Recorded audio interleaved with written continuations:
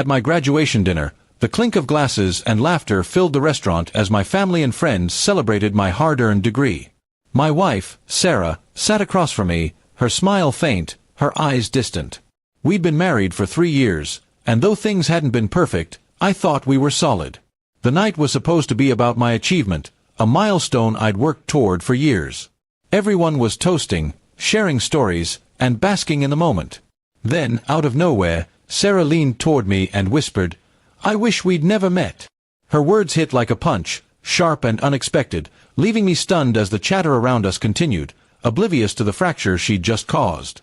I sat there, fork frozen mid-air, trying to process her words. Was it a joke? A fleeting moment of frustration? Her face gave nothing away. She just stared at her plate, avoiding my gaze. The room felt smaller, the laughter louder, as my mind raced. We'd had our struggles, late-night arguments about money, my long hours studying, her feeling sidelined, but this? This felt like a betrayal, not just of me but of everything we'd built. I wanted to ask her why, to demand an explanation, but the table full of loved ones kept me silent. Instead, I forced a smile, nodded through the toasts, and buried the hurt for the rest of the night. The drive home was suffocating. Sarah stared out the window, her silence louder than any argument we'd ever had. I gripped the steering wheel, replaying her words, wondering what I'd missed. When we got home, I couldn't hold it in anymore. "What did you mean?" I asked, my voice shaking. She sighed, her shoulders slumping. "I don't know, Mark. I feel like I'm disappearing in this marriage. You're always focused on your goals, and I'm just here." Her honesty stung, but it was the first real thing she'd said in weeks. I realized then how much I'd taken her presence for granted, assuming she'd always be there, unwavering. Instead of arguing or defending myself, I did something surprising. I listened.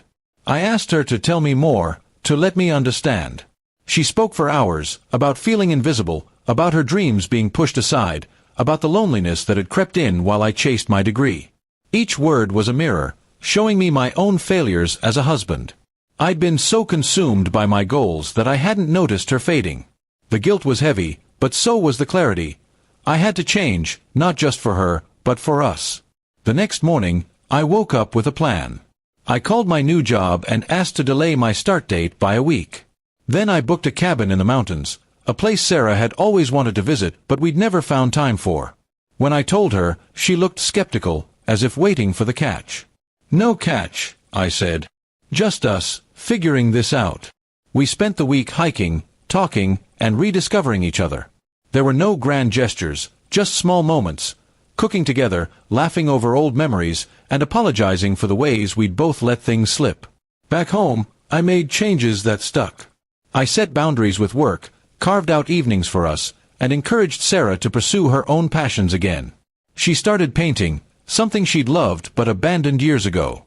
Slowly, her smile returned, brighter than before. We weren't perfect, but we were honest. We fought, we forgave, we grew. Her words from that night no longer haunted me. They'd become a wake-up call, a reminder that love isn't just a feeling, it's a choice to show up every day. Months later, at a quiet dinner, just the two of us, Sarah reached for my hand. "I'm glad we met," she said, her eyes soft.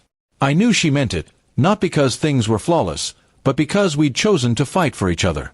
I squeezed her hand, grateful for the second chance her words had sparked.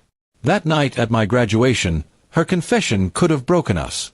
Instead, it rebuilt us stronger. Looking back, I see that moment as a turning point. It wasn't about erasing the pain or pretending it never happened. It was about facing it, together. Sarah's words, raw and brutal, forced me to see what I'd ignored.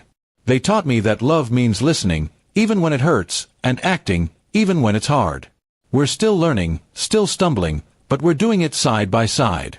And that, I think, is what makes us unbreakable now.